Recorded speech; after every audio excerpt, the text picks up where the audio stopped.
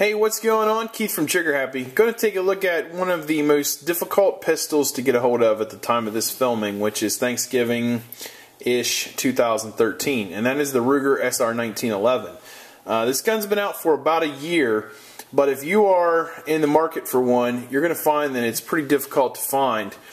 And if you stumble across one, consider yourself very lucky. And you may pay a pretty hefty price at some retailers out there to get a hold of this thing compared to what it probably should retail at. So we'll get to that in a minute. As far as the box, obviously garbage Ruger box as usual. You buy a nice gun, Ruger gives you cardboard as their thank you for buying their product. Get all that junk out of the way. Here is the gun. This is the commander size model. There are two models. There's a traditional 5-inch 1911. This is the 4-inch commander size. The price point is identical, and we'll touch on that in a minute. In the case, you do get kind of a cheapo range bag type thing, just a zip up, neoprene type case. You do get your lock and a second magazine in your 1911 tool, which is nice. You get two mags, but 1911 mags are pretty cheap, so not that big of a deal. 7-round stainless steel mags, nice, quality, no issues there. As far as the gun goes, again, like I said, this is the commander size, so it is the 4-inch barrel, stainless steel barrel. These guns have obviously been checked and cleared. I like the construction. I like the feel of it. It's a tight fit, very tight out of the box. Your slide lock it's just everything is got a really tight feel to it. Skeletonized trigger. It is a really exceptional pull. And there you got to look at it there. Very light, very nice pull. There's a little bit of bring up here, but not much. It's got pretty nice rosewood checkered grips to it.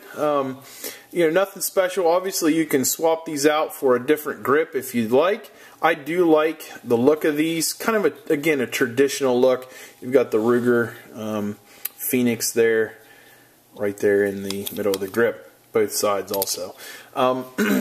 Safety is only on the left side. It is not ambidextrous, just like it should be. That might be an option down the road, but you'd have to have some milling done to the slide to make this an ambidextrous model, and I would not suggest doing that. As far as the back strap goes, pretty traditional checkering on the back, nothing on the front whatsoever. Kind of would like to have seen a little bit of maybe some checkering on the front or some vertical bars, something along those lines, but there is nothing there. The magazine release is pretty tight and stiff, but I'm used to that. I will say the magazine does insert rather hard sometimes, kind of gets caught up on that release. Just going to need some time to work it in, and you can see there it gets caught up. Kind of got to hit it a little bit, not a big deal. Sights are pretty nice, 3-dot pattern. They are adjustable as you would expect. And, just overall, it just looks like a 1911 should. It's not a version that has a rail here on the bottom. You've got your kind of slanted serrations in the slide. None up front. Again, very traditional look to it. Overall, this gun, the price point is all over the place. I've seen them online as high as $800. Which is pretty outrageous if you ask me. It kind of defeats the purpose of buying this gun. Probably should retail, I would guess, when everything kind of settles down, between $625 and maybe $700 on the high end. But from what I see at most retailers, $700 is kind of the going price, again, as of the taping of this. Now, we are selling this one for less. But because I can't get any more, I'm not going to divulge our price because I may not have another one for months on end. I do like the commander size, probably better than the full size, just for what I would use it for, which might be a concealed carry type gun. in a situation where I had maybe a large coat on or something like that.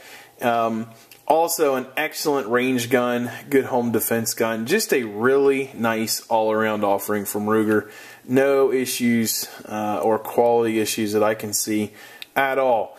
Do I have a lot of field time on these guns? No, I do not. This one has been shot 7 times. So, you know, I'm not going to take this out and spend a lot of time with it just because it's not my gun. So it's going to a customer tomorrow. So check it out. Again, Keith from Trigger Happy, and this is the Ruger SR1911. We'll see you next time. Thanks.